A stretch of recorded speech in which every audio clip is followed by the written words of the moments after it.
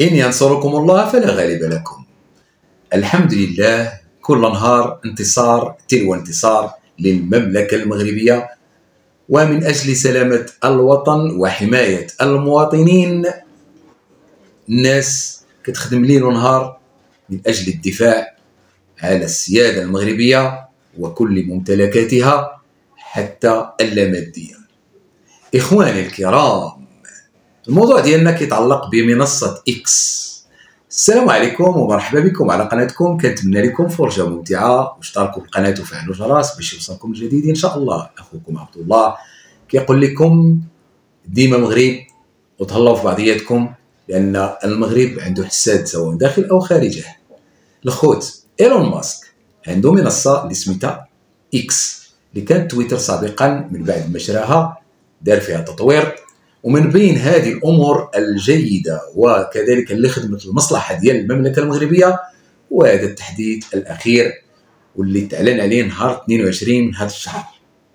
ضربة قاصمة، ضربة موجعة للكبرانات مرة أخرى ولأعداء الوطن. ما فهمتش علاش قطر اللي حنا عاوناها حتى هي مساهمة في هذه المؤامرة، والحمد لله دائما كنخرجوا منها سالمين غانمين.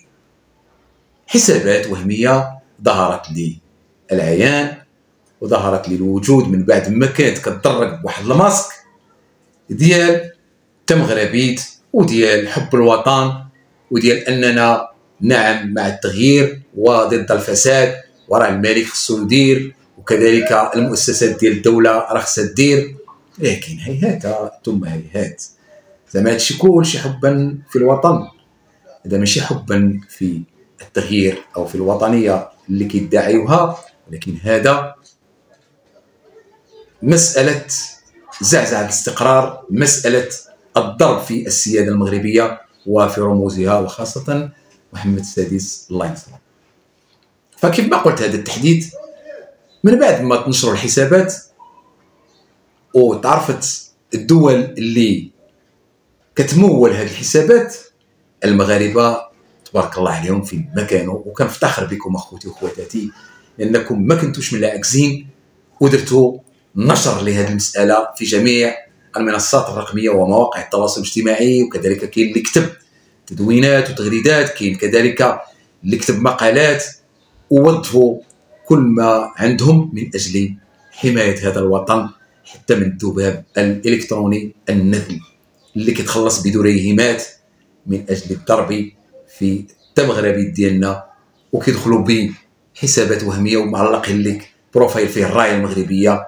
هذيك الرايه المغربيه راه ماتوا على شهداء، هذيك الرايه المغربيه نفتخر بها وكنموتوا عليها، وما عندكش الحق انك تستعملها لانك انت بغيتي تدنسها، ولكن حنا غندنسوك انت يا ايها الجزائري او القطري اللي كتخدم المصالح ديال لا ديغيس ديال المخابرات الجزائريه الهشه وكذلك المهزومه في جميع الجبهات. غادي نبقاو الاخوه الكرام مع الكثير من ردود الافعال ديال الاخوه المغاربه وكذلك العرب، فبقاو معايا، وديما الله الوطن الملك، والى اللقاء في موضوع اخر، ولا غالب الا الله.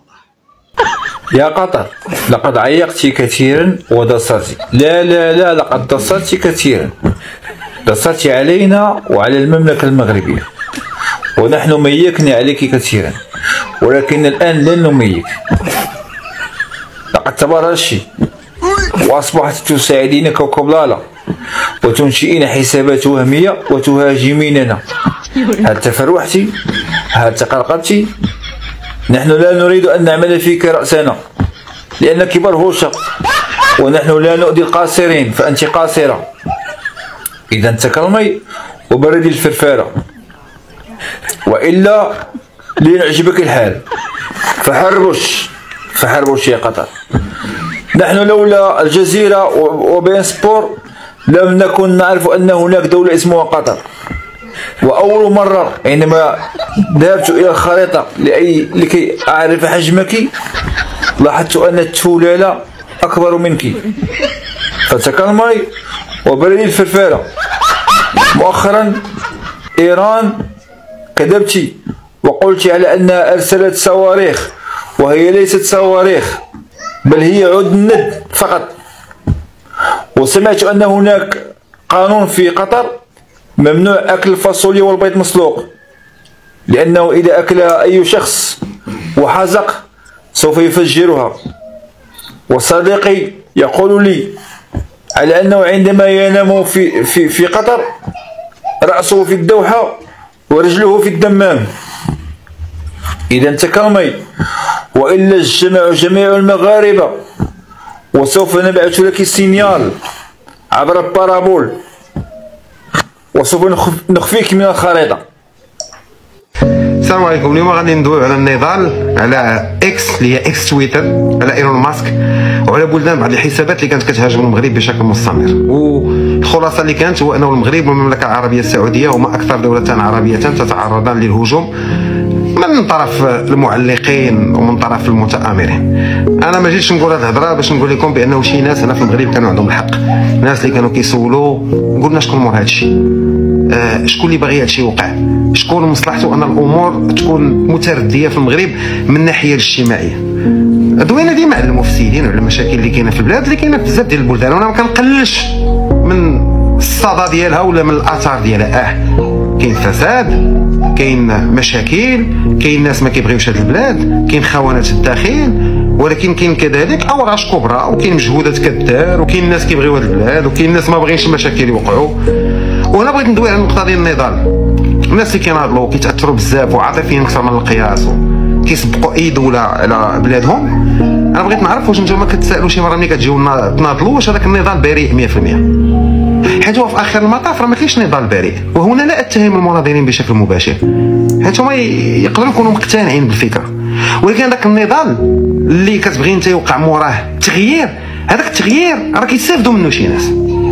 فانت خاصك تقول شكون غيستافد من هذه التغييرات، لان هناك اغنياء الحرب، هناك تجار الازمات، هناك اغنياء الازمات. انت ملي كتجي دير هذه المساله كتقول واش هذاك المواطن البسيط اللي انا كندافع عليه هو اللي فعلا غيستافد من هذه المساله؟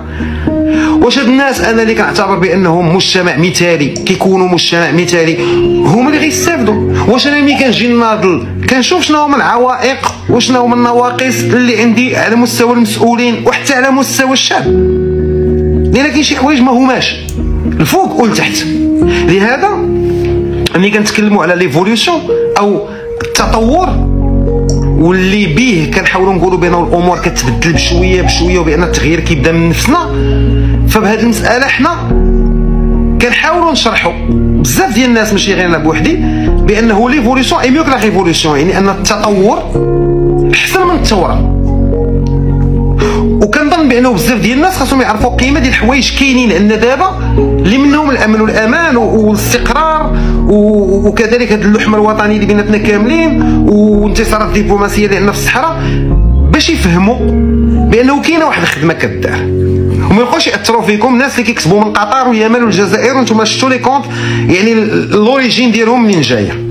فاللي بغى يناضل يعرف اولا واش النضال ديالو بريء ولا لا، ويعرف هذوك لي كونت فين مابرجين، ويعرف كذلك علاش يتم اختيار شخصيات بعينها باش تمثل هذوك الناس ولا باش يدفعوا بهم القدام. والسلام عليكم.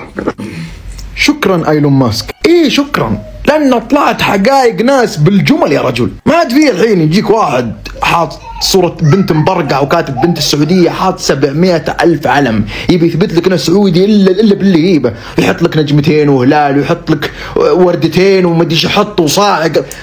ترى باكستاني دي مو بحساب، انت تشوف حساب مزبرق تحسبه محط على خط، لا هذا حساب واحد يقبع وراه واحد سطلان في جزر القمر. واي انجاز سعودي يكون ضده، هو ما يدري وش السالفه، هو سطلان اصلا، فاهم؟ هو اصلا ما يتكلم بالاشياء دي الا اذا سطل. شيك لي يوم انهم انقفطوا، اللي قام يصور في مطار واللي كان في بعثه واللي يقول بسكر الحساب انا مشغول. ايه يعرف هذه الفرقه هذه انا اعرفها، استبسال في المخارج غير طبيعيه، لكن مقفوط ما فيها كلام. أحب اقول للجميع شوفوا يا جماعه الخير، مهما كشفتوا ناس في اي دوله عربيه مسلمه لا تعمم على الكل، لأن في أي دولة فيه الصالح والطالح. الله خلق النار وخلق الجنة للمؤمنين المسلمين الصادقين، والنار للفاسدين والمفسدين. هذا لازم تعرف أن في كل مكان في العالم فيه الصالح والطالح. ما أقول إلا الله يديم لنا الأمن والأمان والرخاء ويخلينا خادم الحرمين الشريفين الملك سلمان وولي عهد الأمير محمد بن سلمان، واللي بيه يصيح أبد خذ راحتك، رضيت ولا ما رضيت، هذا زمن السعوديين. ولا تنسى الفولي يا حبيبي.